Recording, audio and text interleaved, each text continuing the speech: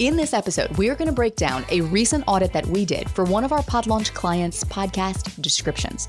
We're going to take a look at what was missing and why it was causing listeners to overlook her podcast. And I'm going to show you the tiny but very profound changes that you can make to put the power of listener psychology to work for you inside of your description so that you can grab the attention of new listeners who are looking for a show like yours and convince them to tune in to your show over the competition. Welcome to Insider Secrets to a Top 100 podcast. I'm your host, Courtney Elmer. Let's make your business binge-worthy. If you have listened to this podcast for any length of time, then chances are you have heard me talk about the podcast content gatekeepers and why these are so important. A lot of people tend to think that as long as they have really good content inside of their episodes, well, their podcast is going to naturally grow. People are going to listen. They're going to share it with their friends. Friends are going to flock to the podcast, and suddenly you're going to have a bajillion listeners. Doesn't exactly work like that. In reality, I want you to think about your content gatekeepers as the steps on the listener journey that they have to go through before they decide whether or not to hit play on your show. And in today's digital age, there are more demands on our time, on our energy, and our attention. And so we are more discerning than ever with where we spend that time and energy and attention. And we are seeing this trend play out in the online space, and we are definitely seeing it play out in podcasting. Because before someone is going to commit 20 minutes, 30 minutes, 40 minutes, an hour with someone that maybe they have never heard of before, they encounter your podcast, they don't know you from Adam, and they're like, okay, is this going to be worth my time? That's essentially the unconscious question that they are asking themselves before deciding whether or not to click play. So I want you to think of these steps on the listener journey, these podcast content gatekeepers, no differently than if you were to walk into a bookstore and you were looking at a shelf of books on the same topic. Maybe it was a row of cookbooks. Maybe it was mindset books. Maybe it was fitness or confidence or business or whatever. It doesn't matter what the topic is, but you are literally staring at a shelf full of books all on the same topic. What's the first thing you're going to see? Your eye is going to scan that shelf and you're going to look at, unconsciously picking up on the different covers of the book. Now, if your eye happens to pause and a cover grabs your attention, you're going to hone in on that cover and you're going to read the title. Now, all this happens in a split second, and I guarantee you're not actually actively thinking or consciously thinking about this process. You're just taking in this information. Our brain processes over 11 million bits of information every single second. So I want you to think of it like, okay, there's this huge pile of 11 million toothpicks in the middle of the floor, and you're going to reach in and you're going to grab a handful. That's how much your brain is actually consciously processing, okay, the handful that you have in your hand. The 11 million bits of information outside of that handful are all processed unconsciously. So this is exactly what's happening. If you're scanning, a row of books on a specific topic and you're looking for a book to maybe potentially take home and read, essentially unconsciously, you're asking yourself, which one of these is going to be worth my time, energy, effort, and money? Because you do have to actually purchase the book, unless of course you're at the library. And then which one of these is going to be relevant for me? And so this is the question our brains is literally asking when we are looking for information to solve specific problems. So going back to this book analogy, you're going to scan that row of titles. You're going to see a potential cover. It's going to grab your attention. The other covers are going to fade away. You're going to read the title. And if that title is relevant to you and it speaks to you, guess what? You're probably going to pick up the book. If you pick up the book, what are you going to do? You're going to flip it over and you're going to read the summary on the back. And you're probably not going to even read it word for word. You're going to skim it. And then you'll probably look at some of the reviews that are all around, the front and the back of the book. You might even flip it open. You might look at what the cover flap says. You might look at the table of contents and maybe skim through a few pages of the book. Now, if that book checks all of those boxes, then you're going to take it to the counter. You're going to check it out if you're at the library, or you're going to buy the book if you're at Barnes & Noble or wherever, and you're going to take it home. And you're going to read it. When it comes to your podcast, listeners are looking for podcasts to listen to no differently than you would go and look for a new book to read. The first thing that a listener is going to see is going to be the cover artwork. If it grabs their attention and draws their eye away from the competition, then they're going to read the title. Again, split seconds here. This happens in an instant. If those two things speak to them and are highly relevant to them, then you might earn the click. If you earn that click, they're going to skim your podcast description. If your podcast description does not tell you that that podcast is for you and can solve a very real problem that you are having. And in doing so, and helping you solve that problem, help you achieve an unmet desire that you've been trying to unsuccessfully achieve on your own, you're not going to spend your time listening to that show. Just like if you were in Barnes & Noble and you picked up a book, but the description didn't quite fit what you thought the book was about, you're going to put it back on the shelf. So your description is crucial to getting the buy-in of new listeners who don't know you. So if you want to dive deeper into the content gatekeepers, I am linking up an episode in the show notes for you where we dive in depth into what all 5 of these gatekeepers are and why they are so important and how to align your podcast content gatekeepers so that listeners can literally walk right through every single gate all the way to that play button and actually hit play. Here's what I want you to take away. If they do not do that, if any one of those gates is closed, even if your episodes are amazing, you're going to lose those listeners before they ever hit play. So it won't matter how good your content is because they won't hear it. So with your description, if you miss your chance to communicate who your show is for, what it offers, and why they should listen, all before they hear your voice, they won't hear your voice.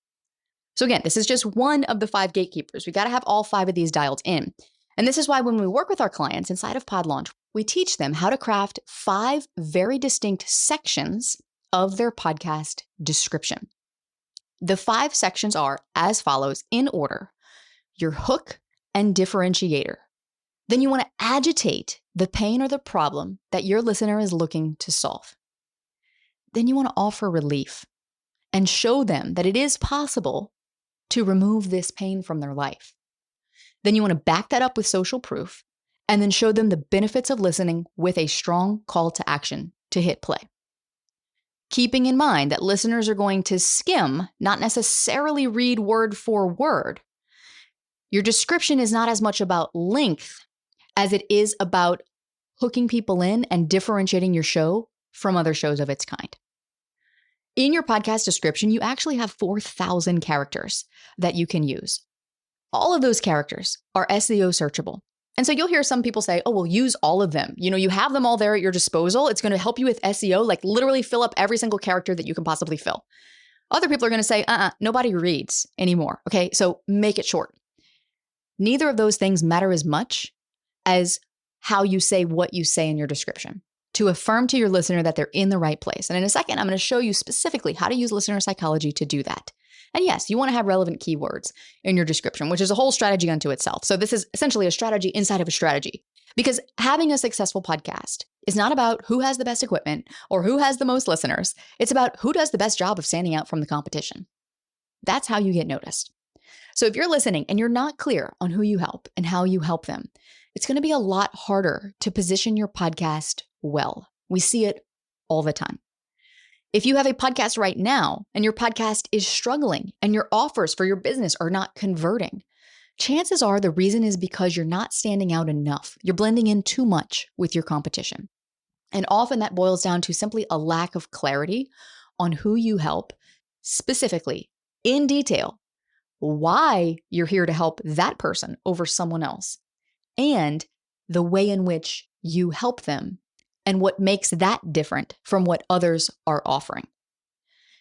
On the flip side of that, if you're the type of person who knows exactly who is an ideal client for you, and you have already got a proven offer that you are working to scale, then this piece of the process in dialing in your content gatekeepers is going to be so much easier because you're already on the right track. But now what we need to do in the podcasting space is amplify you and what makes you unique and different so that we can position you against other shows like yours so that you can stand out. So let me give you a quick example of this. Literally everything that you hear me teach in this podcast, anything having to do with the pod launch methodology and or any and all of the strategies that I teach you are all trademarked, registered, and protected by copyright. I literally was talking to my attorney this week because someone is trying to use Pod Launch, that name, as their own, which I don't know if they know this, but that actually helps us. That drives traffic to our brand that we're building. He literally said this. He's like, I see this all the time. People think that mirroring other brands is going to help them, but ultimately it only helps the person who created the brand in the first place and had the foresight to protect it. The same is true for your podcast. If you go out there and you mirror or model anyone else who's teaching something similar to you, it doesn't make you stand out. It makes you blend in. So this is why I don't want you to go out there and copy anyone, not just because it could get you in legal trouble, but because it's not going to make you stand out. So listen really closely, because why I'm teaching you this is even more important than what I'm actually teaching you in this episode if you want your podcast to succeed. We're going to take a look at some before and afters here, and we're going to look at some podcast descriptions that we have helped clients rewrite. And what I want you to notice when looking at the before, I want you to notice the lack of specificity. I want you to notice that there's no unique hook. It's just kind of bland. Like it sounds just like any other podcast. It's not distinct. It's not unique. No different than picking up a mindset book off the shelf that sounds literally like every other mindset book out there. And a lot of the descriptions that we see that we have to rewrite and rework, a lot of them focus on the host and what makes the host great. The reason why that doesn't work is because it's not framed from the listener's perspective. No different than if you were to pick up a book where all of a sudden the author's just all talking about how great they are. You'd be like, I don't care. This guy's full of himself. And that author wouldn't earn your buy-in. So let's take a look at a description for a fitness podcast. Here's the before. This is what we started with. You don't have to choose between your family or career. Whether you're a stay-at-home mom looking to find your identity outside of motherhood, or an overworked corporate holdout who hasn't found joy or purpose in your career, this podcast is for you. With social selling, you can make an impact and an income that serves your dream life while working from home. I'm here to share the mindset shifts, business tips, and marketing strategy that I have used over the last 5 years to make my dream a reality. Join me. Okay. Notice your first impression. Was there anything in this description that stood out to you? Maybe if you are a stay-at-home mom, your ear would have picked up on that. But most of this is suffering from a lack of specificity. It is not immediately clear who this show is for. First, we're talking about corporate career people who are trying to choose between their family and their career. On the other side, we're talking about stay-at-home moms who are trying to find their identity outside of motherhood. And then social selling. Not very clear what social selling is. You can make an impact and an income. How many people say that? That serves your dream life while working from home. But you still haven't exactly told me what this podcast is about. And wait, isn't this supposed to be a fitness podcast? Yes, I said that on purpose at the beginning. Did you catch that? This is a fitness podcast. And so this particular client was struggling with conversions from their podcast. Now, on the podcast itself, they were talking about fitness and they were sharing a lot of tips. This is essentially where this particular client, she is a fitness coach and nutritionist. And this is what she wants to help people do, particularly moms. So there was nothing here that makes this stand out. There was no unique hook. Doesn't help a potential listener feel seen or heard or understood. And it's short, so people probably read it, but they didn't click. So before we go into designing any podcast gatekeepers, any of the podcast assets, we first look at who is this podcast for? And we've had clients come to us and they're like, well, I've done all that avatar work.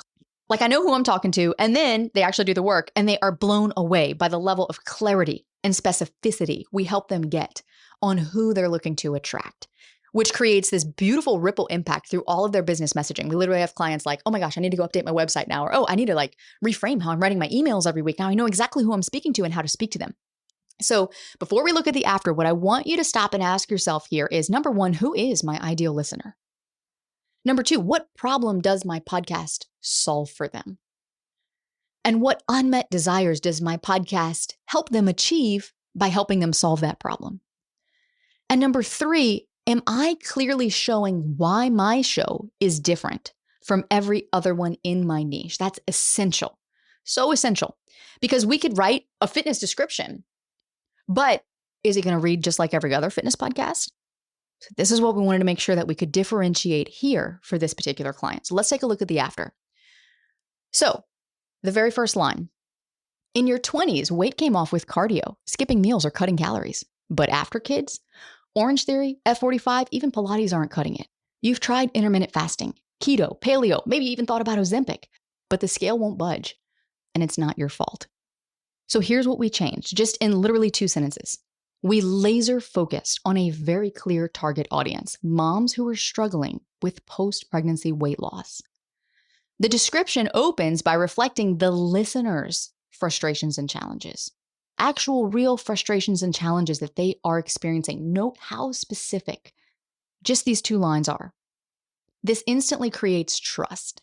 And what it does is it creates relatability Because surely if someone's speaking with that level of specificity, they understand what the problem is. And if they understand the problem so well, then what happens unconsciously, what your unconscious mind picks up on is, well, surely they must have the solution.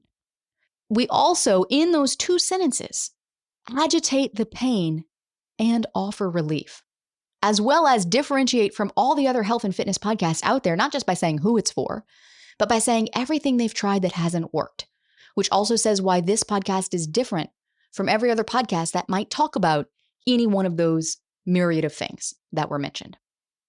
Now, there's a second paragraph that we added here that we could have omitted. We really didn't need it, but we kept it in for SEO, and we kept it in because it further agitated the pain, differentiated this podcast, and offered relief. Most health and fitness podcasts miss one key thing. You're a mom. So between stress, unbalanced hormones, randomly sick kids, or a partner who's out of town for work again, prioritizing you always falls last on your list. So unlike podcasts that push strict meal plans or unrealistic workouts, here you'll learn how to lose fat without feeling deprived and build lean muscle you can see in a tank top. Because anyone can tell you how to diet, but they're not juggling work, school drop-offs, laundry, and the mental load of motherhood. You need a strategy that works with your busy life, not against it. And that's exactly why we're here. So far, we've had the hook and the differentiator. We have agitated the pain, and we have offered relief. So from here, all we need to do is back it up with some social proof and then reinforce the benefits of listening and end with a clear call to action. So here's the social proof. As a mom of 7 who lost the weight and kept it off, Tiffany is not your average nutrition and fitness coach. She intimately understands the unique challenges of your health and fitness journey as a busy mom. And she's here to help you reach for the 15-pound dumbbells because the 10s are now too light and get dinner on the table in under 30 minutes, even with picky eaters in the house. So if you're ready to love your body again and be the mom who has the energy to play soccer in the backyard or confidently jump into the pool with your kids in a 2-piece, hit follow and join us each week to learn how to build a stronger, healthier, and more confident you. All right. So if you're listening to this right now, you can see what a world of difference this makes. Now, a couple of things I want to caveat this with. I know that this description was intentionally longer than the first description, which means that not 100% of listeners are going to read it. But because it is so much more clear and so much more dialed in, what they do skim, they will actually absorb and they will actually realize, okay, this is for me. I'm in the right place. That's what we want to do. On the flip side of that, when you do have a bit of a longer description, the other thing you want to keep in mind is that you want to write every sentence so that they read the next one. This is copywriting 101. And you essentially want to write in such a way that if they do read the first line, they're going to read the next one. And if they read the second line, they're going to read the third one to increase the likelihood of them actually reading and not skimming. And then third and finally, this description is so rich with very targeted SEO keywords to really attract that ideal listener who might be searching for a podcast like this. And then when they land on this description, to reinforce that they are in the right place. So here's what I want you to know. Your podcast description is not just a box to check. It's not just a formality to be like, oh, I got to put something in this little box. Otherwise, my podcast host won't let me hit save. No, this is a tool to pull in new listeners who have never heard of you before and who don't know you yet and who don't trust you yet. So this is why specificity is key. And I'm going to link another episode in the show notes for you on specificity, because specificity is what helps listeners see that your show is worth their time. When you can communicate that you understand in detail exactly what they're experiencing and why you can help. So what I want you to do, here's your homework from this episode. Take a look at your podcast description today if you have an existing podcast. If not, that's a beautiful thing because you can start from scratch. We want to clearly communicate who your show is for and why they should listen. If you have an existing podcast and you read through your description, be honest with yourself. Would you listen to your show? Don't just sit there and justify why you would because it's your show, okay? I used to do that. I've been in that boat and it's not doing you any favors. I was like, but it's so beautifully written. No, it didn't call out who I was specifically here to serve. So if the answer is no, that's okay. This is a good thing. It's an opportunity to make your show more discoverable because as the space becomes more and more crowded, the hosts who know how to differentiate are going to be the ones who can capitalize on every opportunity to get discovered. So this before and after, I know, was an extreme example. There were some obvious changes that were made. But what about if you already have a good description? How do we take something from good to great? And I created a bonus for you that you can go into the show notes and download so that you can literally see visually a good description turned into a great one. Because sometimes we have clients whose descriptions do a pretty good job of calling out who the podcast is for. But what they're missing is calling out why their show is different. So I have linked that in the show notes for you as a bonus. Go download it. We've also got this description notated so that you will see literally what is the hook and the differentiator that we're using. How are we agitating the pain? How are we offering relief? What social proof are we using? And how are we reinforcing the benefits of listening with a strong call to action? And that's the beauty of listener psychology. It's often not huge tweaks that we have to make, but it can make a huge difference in helping the right people find your show and find it more frequently. Don't think for a second that platforms like Netflix or Hulu or Amazon Prime don't do this kind of work behind the scenes. It's why they build the algorithms that they have to recommend shows to you that you will like. Your Netflix profile is going to look totally different than my Netflix profile, but that's the power of psychology at work. And knowing this and knowing how to apply it is how you can make something bingeable. And speaking of making your business binge-worthy, in the next episode, we are going to dive even deeper into the power of specificity. I've got a very special guest joining me who broke the top 100 across the US, the UK, and Australia, despite launching in a niche that doesn't typically listen to podcasts. So if you want to get your podcast in front of more people who need to hear it, that's all coming up next to help you make your business binge-worthy.